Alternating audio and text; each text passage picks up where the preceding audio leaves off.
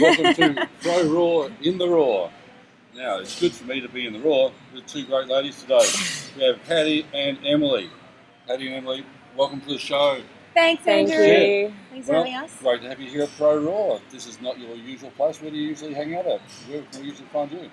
I'm from Sydney, but I spend half my year in Sydney and at the moment half my year in Mexico. So I tend to be found traveling the world, really. Yeah. So it's awesome to be able to get you down here for this week. And Em, what about yourself? I am from Gold Coast, but I usually go to like World's Gym in Burleigh. That's where I like to hang around. But again, like I do a lot of travel as well. Can't keep me down, but. And where does travel take you mostly? A lot of the time it's like Thailand. I think it's just I'm used to that routine over there, and I just love the weather being really hot. It's a great place to be. Yeah. It is. No doubt about it. Love to get around. Now, for yourselves, competition-wise, Hattie, you're a competitor, and what do you compete in? Better get the crowd all the news on who you are. I mean, there's some people who actually live under rocks, don't know who you girls are. Okay, so I'm Hattie Boydle. I'm a WBFF pro. I won the world titles in 2016, which was really exciting. Sensational. Where was that World's held? That was in Toronto. Oh. Yeah. So that was exciting. That was a really good year for me, actually. I was able to win the Miss North America title, and then a few months later won the world title. So that's probably been the height. Monsters. The best placings I've ever had. I've come second the last 3 years, but I feel that my physique's always been better than what I'd won in 2016, and I mean I love competing. I just love it, to be honest, and I love the training, I love the passion, I love the discipline of it. I love getting strong in my prep, so I do a lot of training at Base Gym in Sydney. So that's exciting. And the results show, don't they? And Emily, what about yourself, Em? So I think my best year so far has been like last year. So I won my Australian Championships in WBFF figure. So I am one category up from Hattie. Yeah. In terms of muscle mass and conditioning. Yeah. So and then we went over to Europe, and I got second in fitness over there because they didn't have a figure category. But in saying that, I think last year was definitely like the best physique that I had ever brought to the stage. Her physique was amazing. It was incredible. You look pretty phenomenal right now, both of you. Yeah, well, thank you. I see you were down here this weekend with Sebastian doing Train the Female Athlete. Yes. So, I mean, this is just an awesome opportunity. You were down here in Melbourne to spend a couple of days helping people with this. What was the seminar on and about? Is this going to happen again, no doubt? Yeah, hopefully. So, last weekend I was in Sydney, and this weekend I was here at Pro Raw. So, Sebastian and I, our Australian strength coach, which you guys are probably very familiar with. Mr. Penis Elbow, Mr. Penis Elbow. We hosted our Train the Female Athlete seminar. So, it was all about training females. So, our experience within our own clients and also within myself on how to help women be strong, improve their aesthetics performance, rehabilitation, pregnancy, moving better. But most importantly, getting them nice and strong, and I guess teaching them on the mindset of a champion, which I think is really important. And it was a 2-day event. We got to go through the deadlifting technique, squat techniques, and there's so many things to take away from it for everyone. It was really great to get some amazing feedback. Like they learnt more in that weekend than they had in their entire training career or personal training careers as coaches. So when you can deliver information like that and people be able to take it home straight away, like that's what we wanted. We wanted to give people things that they could implement on themselves and with their clients straight away. Like what's the point of teaching someone if they can't use it? So it was a really, really great weekend. I never realized how tiring seminars are. Like in 2016, we did the Train the Female Athlete in 2016, so that's 4 years ago, and they were just 1-day events. But it's been 4 years since we've done it, and so many things have evolved and changed, and we've learnt so much more, and we've come back and we looked at what are the similarities, and then what have been the differences, and we're able to get everything together from everything that we've known and done with our own clients, and give them the most up-to-date version of Train the Female Athlete, which is really cool. That's really interesting part that you bring forward is the mind of a champion athlete. You're both champions in a really tough and very competitive sport. Yeah. So, let's talk about this. Yeah. Emily, what created the mindset that enabled you to be successful? Where does that come from? I always had done it for myself. I think from the beginning it wasn't about anyone else or, you know, beating anyone else. I started when I was 18 and it's been like 9 years now that I've been competing, and I think what's kept me going was like, you know, wanting to be that little bit better each time, going to the gym and going, okay, what can I achieve today that I didn't yesterday? And I think, you know, if you have that really good relationship with yourself to want to do a little bit better, it's something that's not going to fade. Even on like the hardest days, I think like I've gone to the gym going like, you know what, Emily, you're just going to get in there, you're going to smash it, you're doing the best that you can do today. Regardless if that's like shit compared to yesterday, you know, it's the best that you can do right now. And each time I competed, it made me hungrier because I was like, you know, I knew what I had done wrong before, or not what I'd done wrong, but what I could have improved on. And then I knew what I had to do next time. And then I was like, oh, you know what, I'm gonna do that one thing better and see how it goes. So like even after like a 15 comps, I think this has been for me, there's always like that one thing that I'm like, one more thing, you know, one more thing. I think if people base it too much on what other people, you know, think or compare themselves to other people, that's when it's lost, because, you know, that can always change. There's always going to be someone better than you, you know, and that's something that, you know, you have to remember. Is that person who's better than you really you yourself in the future? Exactly, because I'm like, you know, I think of myself as like two different people. It'd be like, that Emily's like kicking goals and she's like killing it, and like she's like, and I'm like, you know, you need to be that person. So that's what I always think. So 9 years has been an incredible journey then. Yeah. Because you've maintained a motivation. Yeah. It becomes a serious habit. It just becomes not even a question. It's not like you question what you're doing. You're actually driving yourself towards a future you. Yeah. Exactly. Yeah. Yeah. It's a really interesting mindset. What about you, Hattie? You've got, and we said 9 years there of creating the person. What about yourself? I've been competitive from such a young age. I did, my parents put me into gymnastics at the age of 4, and then I started doing competitions at the age of 5, and it really laid down some amazing foundations of, you know, hard work, discipline, and that love for competing. And, you know, with gymnastics, you can't get better without practice, and that's the same thing when it comes to taking yourself to that next level, whatever that is for you. You know, whether it's you know, improving behaviors, improving mindset, improving performance. And so competing for me, as much as, you know, it's fitness modeling, there's still the same amount of effort and mindset that's required to improve on yourself that it is in any other sport. You know, the amount of training that we have to do and the amount of discipline that we have to have for our food and our nutrition is just like any other athlete. And it is always me versus me. Like, at the end of the day, how can I be better than myself? I can control that. I can't control trying to be better than someone else, you know, and why would I? Like, actually, I'm the person that lives in my body every single day. That's who I want to improve on. No, interestingly too, isn't that? You talk about creating the love of competing at a very young age. Well, you're successful in those things that created your love. So you, for example, my daughter, very successful in martial arts and jiu-jitsu. Now she's happy because she was winning. She's the worst loser in the world. You know, I always told her, don't be a good loser because good losers become losers. Were you a successful winner and did that created, or was it just competing was happy? I don't mind being, you know, admitting the truth that winning is a better feeling than just being there. Absolutely, but I'm going to tell a really... Go there. Yeah, it's like sad story. I mean... You came second once? No, I came second 3 times, but actually, the year that I won, I didn't let myself have it. You know, I worked so hard to get that world title. I beat a 4-time world champion.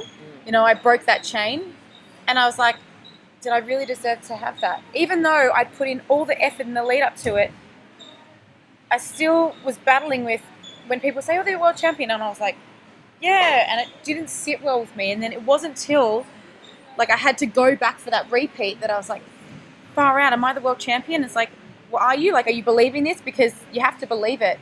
And then I lost that world title, and I cried. I was so sad that year, 2017. It was awful. Like, I had felt like this cloud over my head. but it taught me so many lessons. One, the backbone of anything you do is self-belief. Without, no one should believe in you more than you believe in yourself. That is the most important thing. The other thing it taught me was whether I come first or second, it doesn't make someone else love me any more or any less. The amount of messages that came in of, you are still our champion, made me cry even more, because I was like, I thought I'd let people down. But I just let myself down. It was, it wasn't about anyone else. And then every other year that I've come second, it hasn't made me any less of a person. In fact, it taught me that the only person that can take away my success is myself. So I will do the best that I can in the lead up to that show, and I will fucking give it everything, and I'll love what I do, and I'll love what I've achieved, and I'll push myself to the limit, and I'll get on stage knowing that I did everything, and then it's whatever happens, but I'm still a fucking champion. I'm not less of a person. You're doing this for you. Yeah. And it took you a win that you didn't appreciate, and a loss you did understand. What an awful way to win. Why? Yeah. So that's it. Yeah. Person. So it really creates obviously a great fire and even a greater appreciation of every workout that you're doing. Yeah. Over to yourself, Emily, how's that been for yourself? As in your training, you very much seem to have the same sort of mindset. You're doing this for you. Yeah, exactly. And is this in relation to winning or losing? Because I also had a second place last year, 2 years ago. But it also taught me, I was sad. I'm a bad loser. But again, I sat back for a little bit and I was just like, no. This is going to have to teach me something. There's no point in being upset about something. There's no, you're not going to achieve anything out of that. So I was like, I'm going to try my hardest, and that's where I had my big win. And it was everyone was talking about the body that I had achieved, and that's what I wanted, and even if I came second in fitness, which wasn't my division, I was like, I'm going to get up there and be the best on that stage, even if it's not my division. It had nothing to do with placings. I think you just got to love what you're doing, and then you'll never lose. It's amazing, isn't it, to take you here. How did you start in gymnastics? Mm-hmm. What else did you go through before you ended up on weight training? Oh, so I did gymnastics for 9 years, and I was an elite gymnast, and I trained at the AIS 32 hours a week, which was very nice. And actually, gymnastics gave me the foundation for literally any sport under the sun. So in high school, I did soccer, athletics, swimming, aerobics, diving, tennis, netball, track and field. What else did I do? I did everything. But unfortunately, when I was in high school, a friend of mine passed away very unexpectedly, and I didn't really know how to grieve. I'd never kind of lost anyone, and it made me think how fragile life is. And I was like, right, I've got to, do the best that I can. I'm going to change everything, that's bothering about myself. I want to be the best. And unfortunately, that kind of led down a path of control. And I suffered from anorexia for a few years. Why I share that story is because I don't think without anorexia, I wouldn't be in the position I am today. I wouldn't have gone into personal training. I wouldn't have gone into helping people. I wouldn't have gone into the mindset and a growth mindset and introduced to this kind of sport. So in that space, I looked around at these women and I was like, why are all these women suffering? I was like, this is not fair. This isn't right. And when I got out of hospital, as I was hospitalized, my mum goes to my sister, all right, Emma, you're taking your sister out. I was underage. I was 16 or 17 or something, just got out of hospital. And she's like, you're taking your sister out. We're getting her a fake ID, and I just want her to live. So I'm fresh out of hospital, 50 kilos or 49 or 48 kilos or something, whatever. I had to put 10 kilos on, 15 kilos. And I started going out to nightclubs with my sister. And the security guards, because I had these crazy calves, and they were like, what do you do to get calves like that? And I'm thinking to myself, I don't know. Nothing, I don't know. It was all from gymnastics, and they're like, you should do some weight training. And I was like, okay. So these security guards took me to the gym, and I started weight training. And that's how I was introduced to weight training, because all I did before when I was anorexic was just running, cardio. They took me to the weights gym. They took me to the weights area and showed me how to do things. And I was like, oh my God, I love this. And that's kind of introduced me to start weight training and then get my personal training course and then, get into competing. So it was like quite a random thing that got me into weight training. Yeah, it took you out of a serious situation of anorexia, which is about control. Yeah. Where you were in charge. Why do you think I like comp prep? Yeah. Control! Well, yourself, what's the journey behind there? Because it's interesting to bring yourself onto the stage like you do. You bring a great package. It is. I actually really sucked at sports, like team sports in particular. I tried everything, like basketball. I did one game, ran the wrong way, cried for like a week because I was so embarrassed that I'd let people down. But again, I was tiny. I'd probably been suffering from celiac disease for a very long time without knowing, and it was undiagnosed when we were growing up. And I was like 45 kilos until I was like year 8, and then ongoing, I was probably like graduated and I was like 50 kilos. Like I was tiny. I was a half the size I am now. But I tried everything. I gave everything a red hot go because I was like, I have to be good at something, and I'm going to do it. I had this like grand idea about myself growing up that I was gonna be famous somehow, and it was strange. I was either gonna be in the like a choir or a singer, like weird Can you thing. sing? No, I cannot sing. Okay. But I was gonna be a singer or famous for some reason, and I was gonna be good at something. And so I tried everything. I was in all types of like debate club, choir, novelty choir, dance groups. I'm gonna be good at something. Like track and field, but I was very short, not good at that. Not good at jumping, not good at sprinting. I was good at long distance running because I had the willpower to continue to run and beat people. Like, that was the thing that I think that's, like, transitioned across to what I am now. I have that endurance that, like, I'll have, like, mad endurance just for life, Like, if stuff's getting me down, I'll just keep moving through. And I think that's, like, why I'm good at what I do now, because no matter how hard it gets, I'll just keep moving on. It's frightening, skill to have. Yeah, it's just like, ugh. I'm so close. Yeah, so, and I went to an all-girls school, so it was a good upbringing, but it was also like just, all we had was clear magazines, and you had to be that person, and you had to look like that, and that's what I grew up wanting to be, but I was so far away from what those girls look like, and I still am. Like, I've never fit that mold, and I think at some stage, like Hattie, in that teens years, it was so hard for me to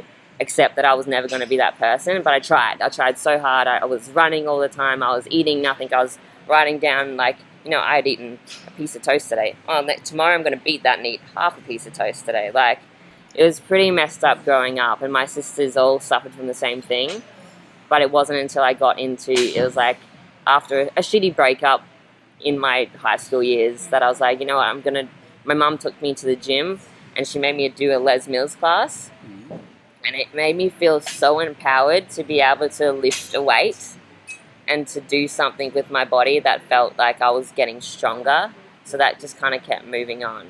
This really is about finding something that you're good at, isn't it? Yeah. And that works for you. Yeah. And that's works for you. That's naturally what we all do. It's an interesting thing. It's a driver of what people can understand is we've turned negatives into positives. You turn things around, but people want to say control. You've got to learn to let go of control. No. You took control and you made it yours. A different type of control, like a positive control, I think is. Yeah. Turn around. For me, I've got a body which is sort of, I wake up every morning and I'm small. Great. I always use my advantage. I guess the gym.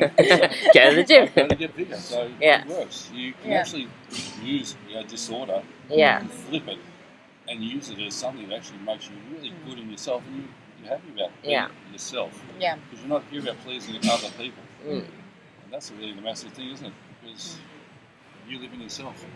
Yeah. That's the one you've got to answer to. Like I said this over the weekend, the lessons or the hard times that we go through, they can give us lessons, and honestly, I'm so thankful for that awful period, which I'd never hope anyone goes through. But it taught me to actually love my body over time. Like, it was it's been 13 years since I was like really, really sick. But without that, like now I honestly, I love my body so much. I love what it does. I love what it stands for. I love what it can do. I love my mindset. Like, you know, we all have wobbles. We all have like periods where it's like, oh shit, you know. Yeah. But like 90% of my time, like I just think the body is the most amazing machine. Like training is so empowering, and no matter what it is for you, like you don't have to lift like heavy weights. If you love just go in the gym and do it, like a Les Mills class, like that's Yoga, what you're doing, or movement, yoga, or We were discussing the other day that there's different sorts of brain chemistry that really responds to different people. Some people are very dopamine responsible, and they respond to heavy loads. Yeah. And you've got your volume people who love serotonin. Yeah. And you can't change them because they'll hate their training. So Yeah. Tend towards the thing that actually turns you on. Yeah. And that's something you learn about yourself very much, isn't it? The train morale that you love to do. Yeah. Yeah. And you love some heavy training in there, Hattie. I like it all. I'm dopamine and serotonin. Both of them. I'll take anything. I'll take it all. Yeah. It's a really interesting journey that you've both demonstrated is that, you've made yourselves use the things that, the roadblocks, the hurdles, and you've turned them into things that you've built a solid foundation of yourselves on. Yeah. And that's obviously a huge thing that I think people are going to listen to is have to understand that you don't have to see a trip as a fall. You can see it as a way to help you learn to get up again. Yeah. And the more you do it, say in some of the martial arts, a black belt has lost more than a white belt. They've lost more than anyone else in that gym. Yeah. They've got to lose more to become great. Yeah. So that's what we do when we train. So the mindset of creating loss, it's not loss, it's actually a gain. We call it the gift of injury for our clients. You learn something from a problem. Yeah. Exactly. That's what we do. do. Create from that. Exactly. You're going to do your work. Well, it's been great to have you back down in Melbourne. Yeah, Superb thank to see you. both. Thank It's you. an awesome time of year. Here it is, the early part of the year when everyone does get down occasionally. Exactly. And the rest of the week, what's on? We've got, we're both attending the Vempopolsky and Milov Sanchez, sorry, training camp, which is from Thursday to Sunday, and it's 9 to 5, and we are a little nervous about it. We've got a whole bunch of work we've got to do. We've got girls getting ready for, we're both comp prep coaches, so we've got girls getting ready for the WBFF Gold Coast show, which is in about 11 weeks. So we've got posing to do. I'm having a picnic in the park with my clients. So it's going to be a really busy week. Awesome. And now for people who are wanting to get in touch with you, obviously they should already know that, but where are they going to find you, Hattie? If you want to, I was going to say, if you don't want to contact me, email me. No, email. No, but you can find me on Instagram, Hattie Boydle. That's probably the best place. I'm just going to leave it there. Right. And mine's Emily King Bodies. Emily_King Bodies. Yep. That's you on That's Insta. me, yeah. Great. Well, I hope everyone really enjoyed the work. I really enjoyed catching up with you both. Very empowering people, very inspiring people. Thanks, Andrew. Thanks so much. Thanks for having us. Awesome. Thanks for watching, guys. If you liked what you saw, you can subscribe right here. Oh yeah.